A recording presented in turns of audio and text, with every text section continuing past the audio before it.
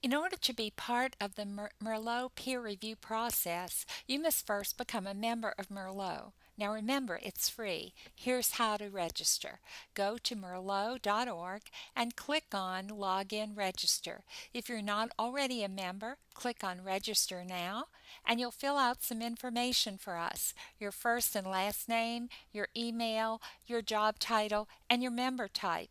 And we have lots of different member types: faculty, staff, students, administrators, librarians, consultants, you name it, they're part of the MERLOT family. You can also sign up with your discipline.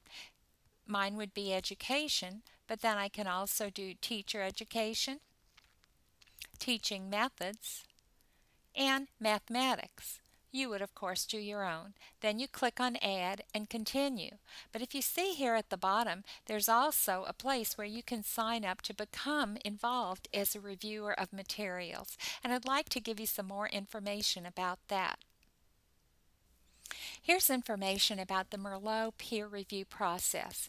It's actually a pretty long process and it involves a lot of volunteers, but the result is the wonderful peer reviews that you see in MERLOT.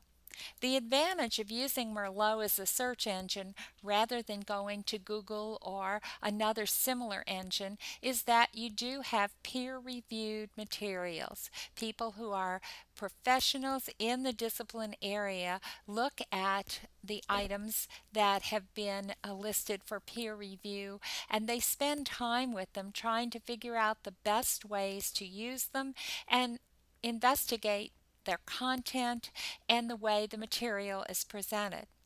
So how does it all work? Well, first there's the editor review or expert review. A discipline editor looks at the material to make sure that it's appropriate to the MERLOT collection and also to make sure that it's the type of item that is worthy of a complete review.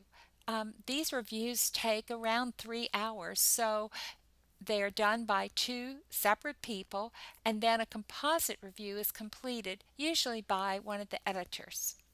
So we want to make sure that materials that are inappropriate are not part of the collection, and we want to make sure that we spend our time on the materials that are going to be most useful to most people.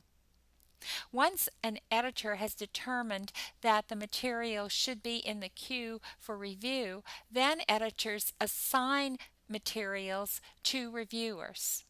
Now, every learning material doesn't have a complete peer review, but we have crowdsourced reviews. So members who find materials useful can add them to a personal collection.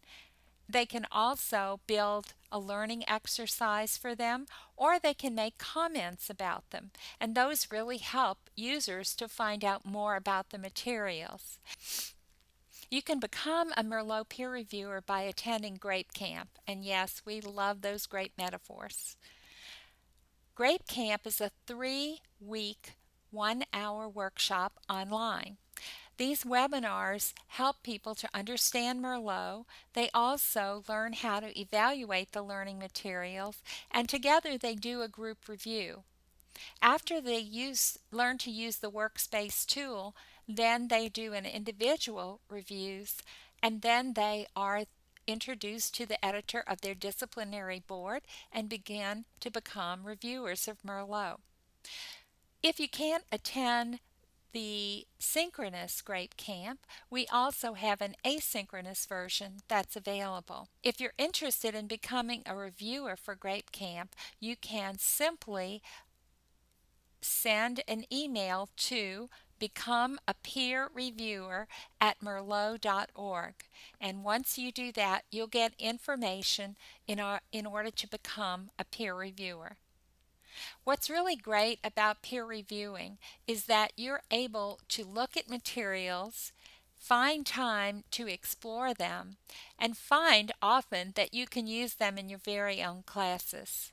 You get to be up to date on what's available. You get to see how other people use materials from reading the peer reviews and learning through Grape Camp.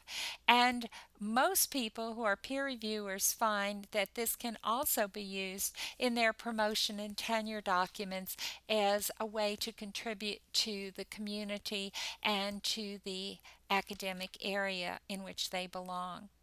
We really encourage you to explore this further, and if you have any questions, don't hesitate to contact me at jmoore@calstate.edu.